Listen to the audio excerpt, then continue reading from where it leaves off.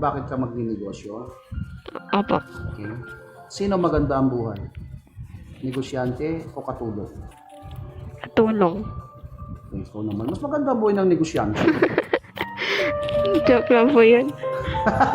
Lolo, ha? Seryoso ang usapan, ginujoke mo ko. Diba? Sino may magandang pera, magandang bahay, maraming pera? Di ba negosyante? Opo. Yung katulong, marami bang pera? Magandang Wala bahay? po. Wala po.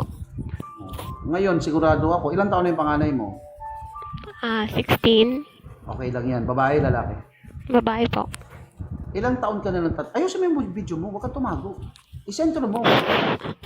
Sige lang, sige lang. Ang isipin mo maganda ka. Ang isipin mo mabuti kang tao. Ang isipin mo tutulong ka sa kapwa para magkaroon ka ng certain level of confidence. Isentro mo. Yan. Ay,